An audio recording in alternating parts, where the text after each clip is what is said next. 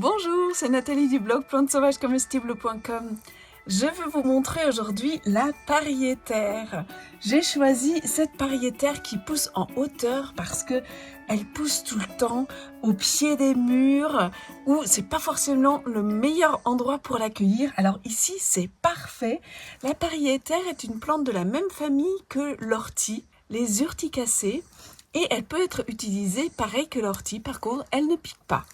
Alors, on a des petites feuilles ovales pointues et vous avez une tige qui est rougeâtre et à l'intersection des feuilles, il y a des petites fleurs qui apparaissent là en petits bouquets. C'est des minuscules fleurs en petits bouquets.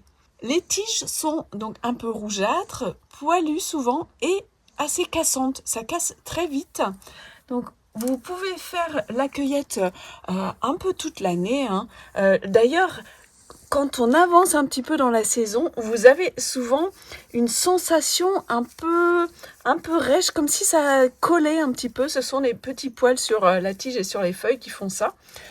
C'est aussi pour cette raison-là que la plante a été utilisée. Donc on prenait des feuilles comme ça, des tiges, et on en faisait comme une éponge à récurer. Donc ça a été utilisé pour faire la vaisselle. Mais c'est une excellente plante comestible. Donc vous pouvez utiliser les jeunes pousses comme ça en salade, hachée par exemple dans une salade. Et vous pouvez la faire cuire comme l'ortie. Vous pouvez faire plein de recettes avec, dans la soupe, en quiche, à utiliser en mélange avec d'autres légumes, à faire aussi des pestos avec, donc cru, haché, avec un oléagineux, un peu d'ail, de l'huile d'olive. Donc une très bonne plante sauvage comestible, mais il faut l'accueillir à des endroits où elle ne subit pas les pollutions, les poussières et puis les pipis des chiens, etc.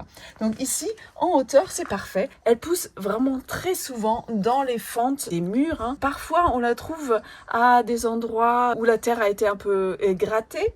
Donc, cherchez des endroits où elle est la moins polluée possible et faites-vous-en des bons petits plats. Ici, la pariétaire, elle pousse au pied de l'église qu'on entend sonner. Si vous voulez en savoir plus sur les plantes sauvages comestibles, n'hésitez pas à consulter mon site plantesauvagescomestibles.com. Vous y trouvez beaucoup d'articles sur les plantes sauvages avec des vidéos, des recettes, et vous pouvez aussi y télécharger mon livre gratuit des 10 recettes indispensables pour cuisiner les plantes sauvages. À bientôt pour une nouvelle vidéo.